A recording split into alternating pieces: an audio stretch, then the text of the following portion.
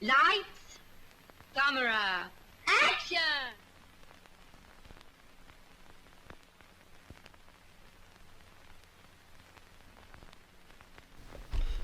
Oh man, I've actually already done this video, like I shot this entire video already. Had my setup and everything, lighting, and I'm thinking, all right, this looks good. I like the way this is positioned in the new apartment. This is what I'm gonna do. And just once again, working with these new lenses, they're manual lenses, so it's just like I gotta try to nail the focus, but it's just me, it's not like I have anyone to help. Like I got like this mannequin head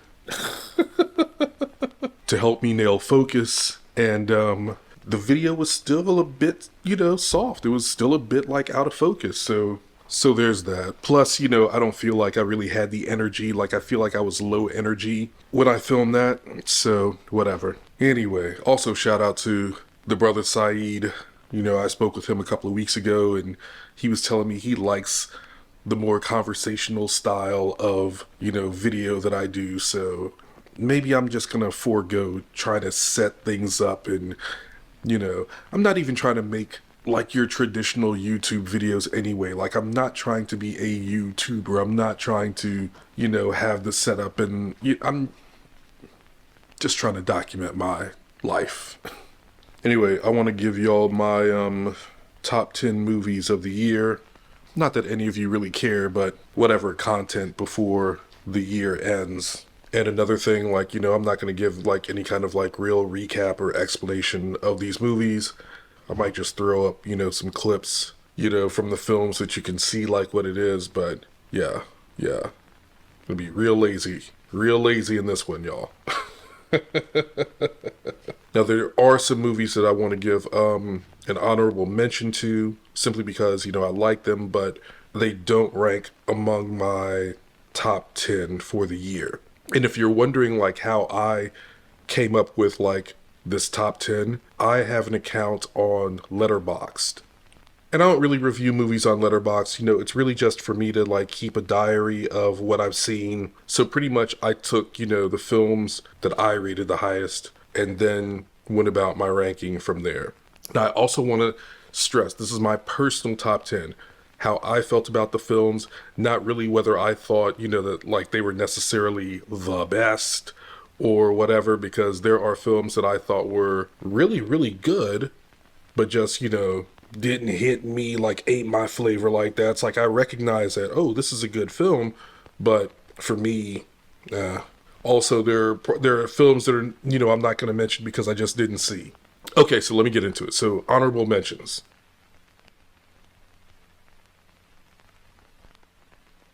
Giving an honorable mention to The Color Purple. I'm not a big musicals person, but I wanted to support this movie for several reasons. Is it as good as the 1985 version? In my opinion, no, but I still thought that, a lot of the performances were great. The musical numbers, despite me not really liking musicals, the musical numbers were dope. It's a beautiful movie to look at. Like, it just looks gorgeous on the big screen. So I'm giving The Color Purple an honorable mention. Another honorable mention goes to Dungeons and Dragons, Honor Amongst Thieves. Again, this is not my usual thing, not really like into fantasy. Dungeons and Dragons was never like, I never played it growing up or anything like that. But, I like the filmmakers, I like the cast, the trailers seemed super funny, and the movie lived up to like what the trailers were offering.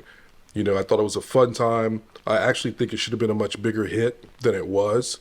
And I hope that it's doing well, like on streaming or whatever. But no, it's a great time. Like, that is the type of movie that I like to see. Provide spectacle, and it's super funny, but it also hits the emotional, whatever. I had a great time with Dungeons and Dragons, so honorable mention to that. Same goes for Teenage Mutant Ninja Turtles, Mutant Mayhem. Same reasons. Look, growing up, I did love Ninja Turtles, and I thought that this film, really captured the spirit of the Turtles. I like the fact that they cast actual, like, teenage voice actors to portray the Turtles. I also feel like the movie is just like, it captures that New York vibe. And I love the animation. The soundtrack is just insane, right? So yeah. Mutant Mayhem also gets an honorable mention. Giving an honorable mention to Joyride. I was not expecting Joyride. I knew it was going to be like raunchy or whatever, but I really wasn't expecting it to be as good as it is. It's good. It's unexpected. All of the actresses do a great job in their roles. It's just fun. It's just fun. It's laugh out loud funny. It really is. I think of all of the comedy films, like, yeah, I think of all the comedy films that I saw this year, this was probably the funniest. Laugh out loud, like I was in the theater doubled over. So yeah, Joyride gets that honorable mention. It's a great film. You should check it out. And my final honorable mention goes to a movie that I have not even finished watching. I'm actually, shit, I'm seeing it soon. I don't know if I'm seeing it. I'm not seeing it until 2024. But honorable mention to Godzilla Minus One. And the reason why it's an honorable mention, like I said, I didn't see the whole film. That was the movie that, I got kicked out of the theater for throwing napkins at someone who had their phone out during the movie. I mean, at one point it gets super fucking dark. And, this jackass had their phone out, scrolling through Instagram, showing the Instagram to like their friend. And I'm just like, the fuck are y'all doing? Anyway, I only saw maybe about the first hour of the film, but even that was just phenomenal. It was phenomenal. I mean, based on that alone, I'm giving an honorable mention to this movie.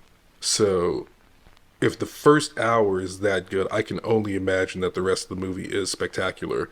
So I will revisit and I'll let y'all know. But for now, as it stands, Godzilla Minus One falls short of the top 10, but it gets an honorable mention.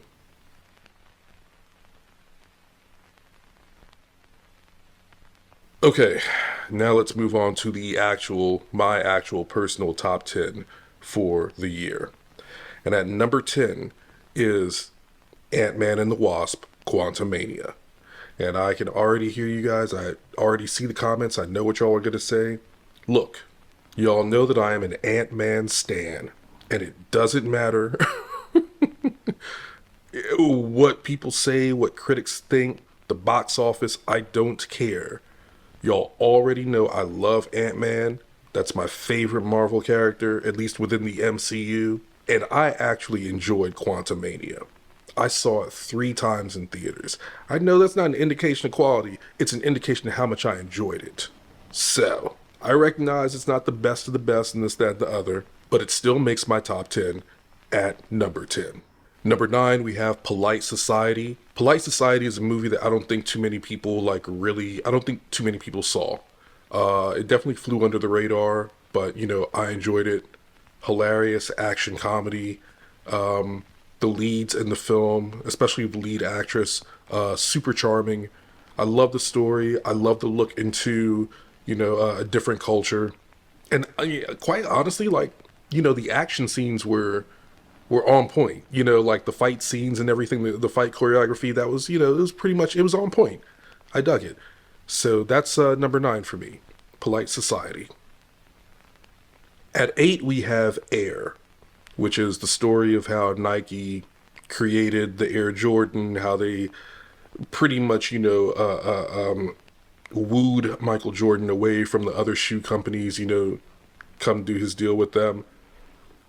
Because back in the day, Nike, they were struggling. Like they were not the hot shoe brand at all. I really enjoyed the story. It was a lot more engrossing than I expected. Great performances across the board. Matt Damon, Jason Bateman, Ben Affleck, Chris Tucker, Marlon Wayans, Viola Davis. Like everyone did a great job. But yeah, I really enjoyed Air. So that's number 8 on my list.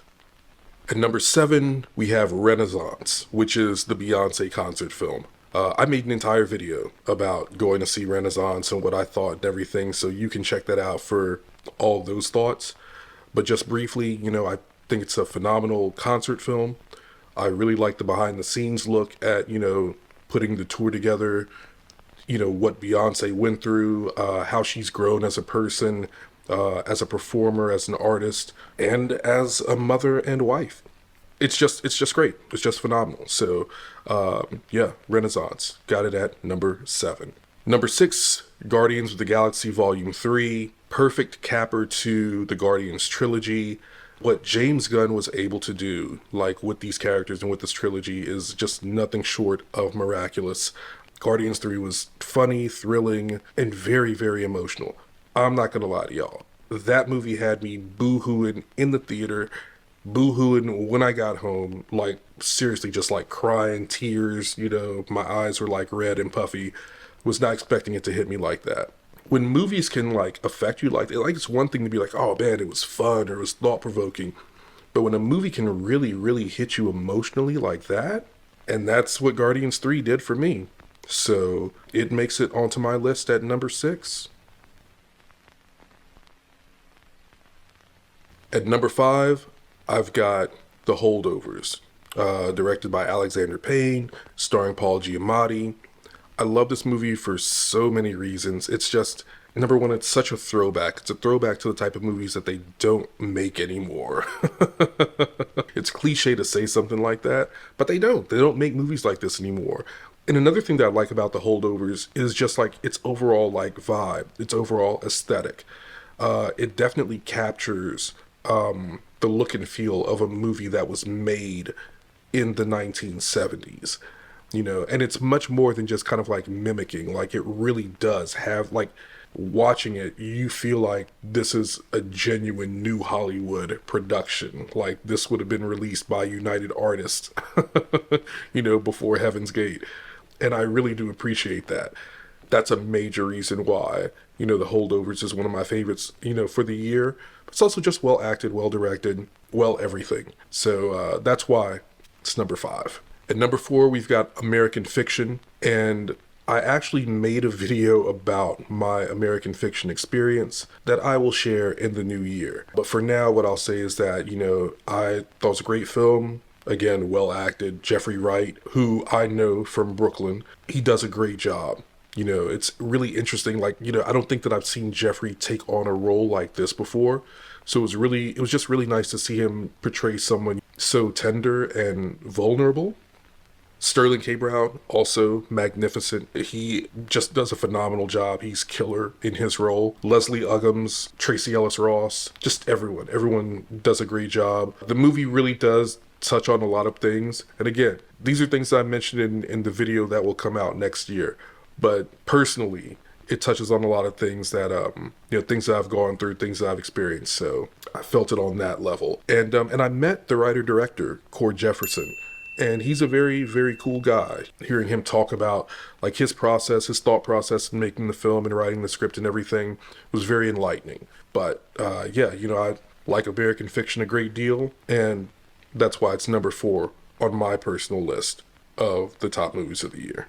At number 3, got another superhero movie, Spider-Man Across the Spider-Verse. I was hoping, because I really loved the first film, Into the Spider-Verse. And I was just hoping that this movie would, just kind of live up to that, just be a worthy sequel. And it is, and so much more. Like, it really does go places, and it does things that, again, were unexpected. In a lot of ways, I feel like it improves upon the original film. It's just a great time. It's just a great time. And I'm also going to say this, because this is really why I love this movie. It's just like the theme of like Black solidarity. I love Hobie, Spider-Punk. Like, he's like the film's MVP. I also love Margot, Spider-Bite. Tell y'all something. I think that was Kemp Powers. I think that was him. He was just like, nah, we got to do this. He probably slipped it in without his co-writers knowing. But no, Across the Spider-Verse, dope film, great animation, just great writing, great everything. Number 3 for me. You'll see my delicious vinyl t-shirt of the day. Hey, hey, hey. All right, and so like my top 2 films of the year, I'm sure it will not be a surprise to anyone, especially if you've been watching this channel for a bit. So at number 2, we got Barbie. And I had someone ask the other day, like, what's the deal with Barbie? Why do people like Barbie? What am I missing? And basically for me, what I love about Barbie is that it really is the unfiltered vision of Greta Gerwig, right? Like the studio let her do what she wanted to do. And what she gave us was, a Barbie film that I don't think anyone expected. Like, no one. I think that we all thought that Barbie was going to be like maybe your typical kind of story of like Barbie and Ken falling in love or like doing whatever. And there would be references to the whole, the toy line and blah, blah, blah. But no, it was much more than that. And I think that's what's lost on people is, people who are just like, what is, the big deal about Barbie? It, number one, is like Greta's vision completely. It gives us something unexpected. It's very creative. It's a great looking film, especially like in Barbie Land, like the production design of Barbie Land, off the chain, and does like a lot of unexpected things. Like there is no romance between Barbie and Ken, which is what everyone expected. I think it's very creative. It is a lot of fun. It has a lot to say. It's not a man bashing film. Look, I just loved it. I just thought it was great. And I would hope that that's the message that the studios would take from Barbie is that, hey, we should trust our filmmakers because people have visions, people have ideas, and they're original. And if we get them out there, that's what audiences want to see. That's why Barbie is like the biggest film of the year, $1 billion grossing film, because it was something different. Even though, yes, Barbie, is established IP, people know what it is. The movie was still something different. So that's my number 2 film of the year. With that said, I'm pretty sure you guys know what number 1 is, but I'm just going to go ahead and tell you number 1 is Oppenheimer. I cannot front. Got swept up in the whole Barbenheimer, craze, and I was like, all right, let me go see it. And Oppenheimer is just a marvel of filmmaking. It is so, technically, it is so incredible. Especially the camera work, how they used IMAX to tell just like the story of this man, how they used like practical effects, for things like the Trinity test, all sorts of things. But it's also just like a great character study, and not just of Oppenheimer, but also of Lewis Strauss, right? Because Downey totally dominates like the last third of the movie. It's really that last third is really about Strauss. And he's picking up an Oscar, by the way, Robert Downey Jr. Technically, it's an achievement, and it's another case, I think, of a studio just trusting its director, its filmmaker, to trusting their vision to tell the story that they want to tell in the way that they want to tell it. And I think that's the miraculous thing about Oppenheimer, is that Nolan really did just all right, this is what I want to do. This is how I see things. This is how I envision everything. And it's like probably the least commercial idea ever, and ended up being like one of the year's biggest hits. And I personally think that it's riveting. I saw it twice. I personally was on the edge of my seat, just kind of like, whoa. So yeah. Oppenheimer was my jam. So there you have it, friends. It's my personal top 10 movies of 2023, plus a few honorable mentions. And this is also my last video of 2023.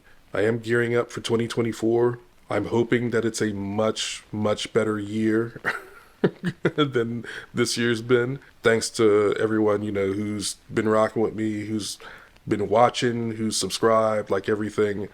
I know that I've gone through ups and downs, and I appreciate those of you who are on this fucking roller coaster of life with me, and haven't been critical or judgmental, about some of the things that I go through and how I feel about them and how I talk about them and express them on this channel.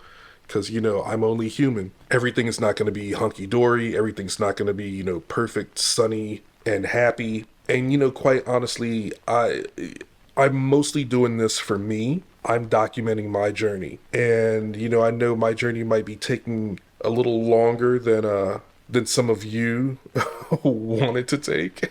But it's still my journey. I'm the one, I'm living this life. I want to document it. I want to know where I was at a certain time, how I was feeling, and see what trajectory I was on, because hopefully I will get up there. But I just say all that to say thanks. I appreciate y'all. Thank you for subscribing, for watching, for commenting, for everything. It really does. It really does mean a lot. And we'll see what next year, 2024, has in store. So, happy holidays, happy New Year, and see y'all next year.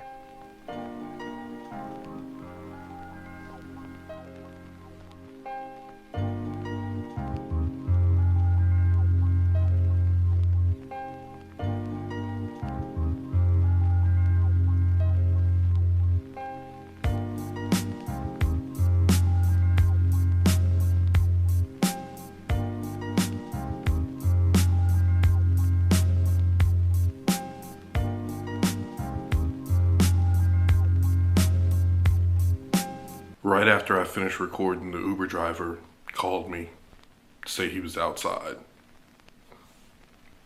and brought me my camera.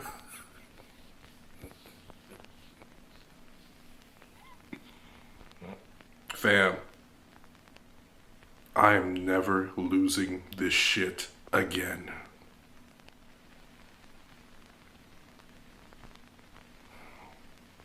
See y'all in 2024.